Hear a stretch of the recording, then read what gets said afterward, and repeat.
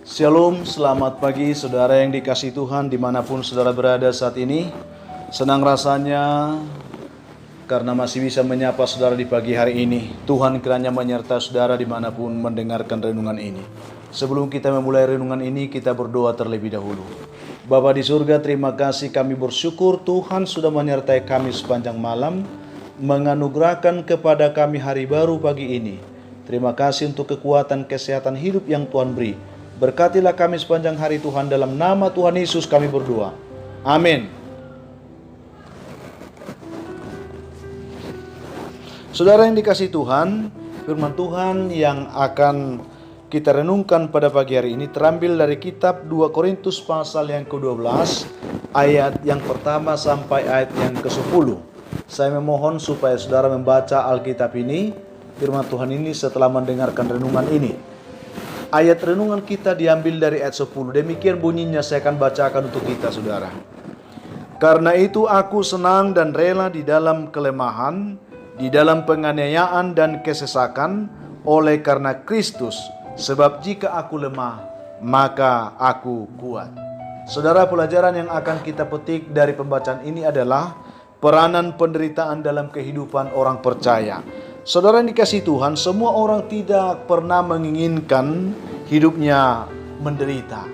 Tetapi kita melihat bahwa penderitaan itu sering kali datang tanpa harus terlebih dahulu dia menitip pesan. Kadangkala dia laksana singa yang mengaum, yang mengobrak-abrikan mangsanya, tiba-tiba datang dan melukai siapapun yang dikehendakinya. Atau bahkan juga laksana badai yang menerjang apa saja yang ada di depannya. Tetapi saudara, satu hal perlu kita sadari, bahwa soal terpenting bagi kita manusia bukanlah mengapa saya harus menderita, melainkan bagaimana sikap saya menghadapi penderitaan itu ketika ia datang. Bukan lagi persoalan mengapa saya menderita, karena memang penderitaan akan selalu ada dalam hidup kita saudara. Saudara yang dikasihi Tuhan, karena pada umumnya manusia selalu menganggap penderitaan itu sebagai sesuatu hal yang negatif, sebagai sesuatu hal yang tidak baik, suatu hal yang merusak, suatu hal yang merampas kebahagiaan kehidupan kita.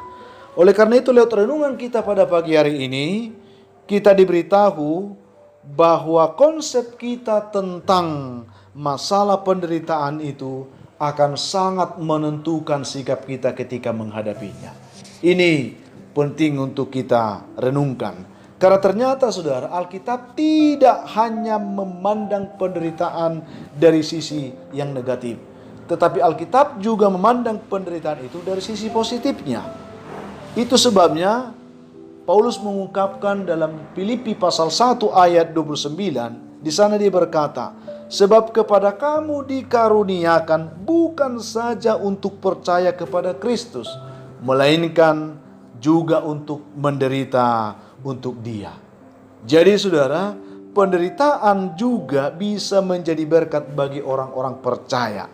Sebagaimana ungkapan Yakobus dalam pasal yang pertama ayat 2 dan ayat 12. Di sana dikatakan, anggaplah sebagai kebahagiaan apabila kamu jatuh ke dalam berbagai-bagai pencobaan.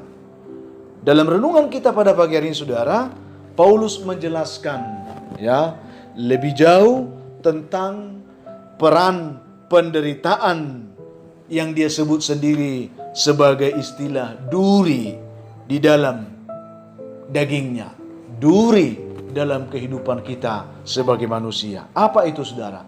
Apa peran penderitaan itu bagi orang percaya? Yang pertama, mencegah kesombongan kita, mencegah supaya kita tidak sombong. Tuhan mengizinkan penderitaan supaya kita tidak sombong. Itu yang perlu kita lihat.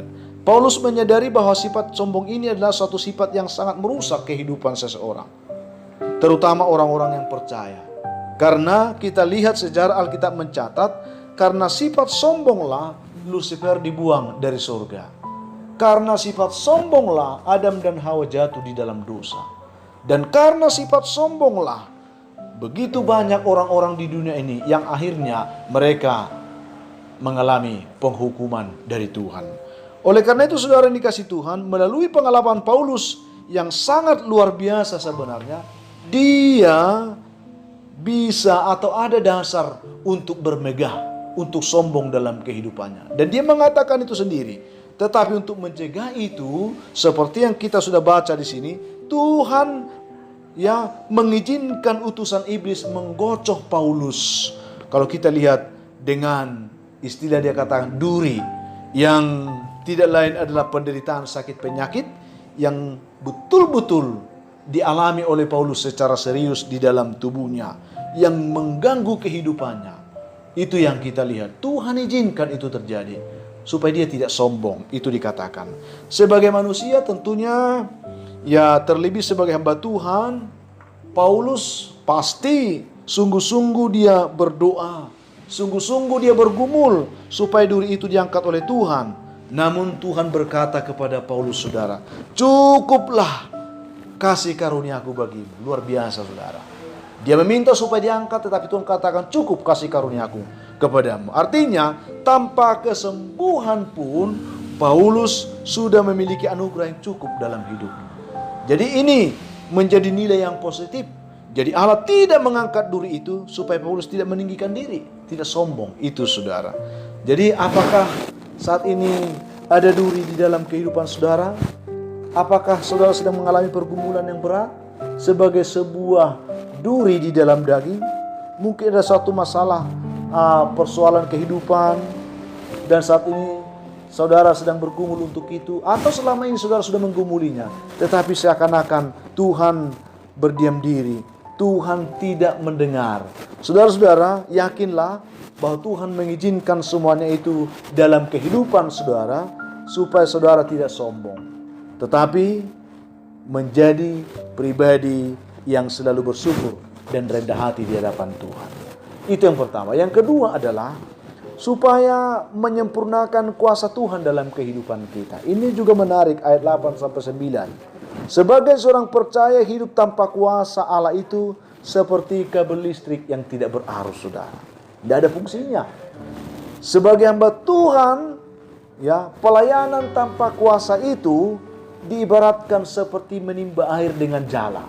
Tidak mungkin bisa menimba air dengan jala. Tidak mungkin kita bisa melakukan apapun tanpa kuasa Tuhan, apalagi dalam pelayanan. Sehingga kita sangat membutuhkan kuasa Allah itu. Sebab di dalam kalau kita lihat Kisah Rasul 1 ayat 8, Yesus sendiri yang berkata, tetapi kamu akan menerima kuasa. Karena Tuhan tahu tanpa kuasa mereka tidak bisa berbuat apa-apa. Rupanya kesempurnaan kuasa Kristus dalam kehidupan Paulus itu justru dinyatakan kalau kita lihat dalam tubuhnya yang lemah atau tubuhnya yang berduri itu. Bukan dalam tubuhnya yang gagah, bukan dalam tubuhnya yang sehat luar biasa. Itu yang kita lihat. Artinya, lewat kelemahan Pauluslah Tuhan ingin menyatakan kebesaran kuasanya dalam hidup Paulus, bukan dalam kemegahan Paulus.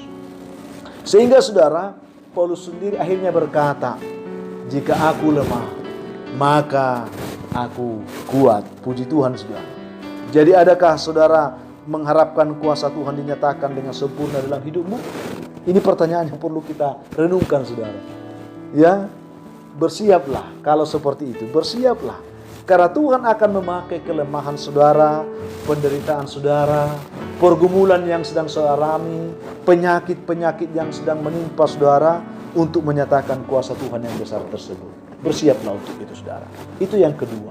Yang ketiga, yang terakhir adalah untuk menguatkan iman kita. Ayat 10. Tidaklah cukup jika kita hanya memiliki iman, tetapi lebih daripada itu, kita membutuhkan iman yang kuat. Kita membutuhkan iman yang kokoh. Kita membutuhkan iman yang dapat membuat kita bertahan dan menang dalam kehidupan yang kita jalani ini. Itu yang kita butuhkan. Penyakit dan penderitaan memang tidak enak bagi kita.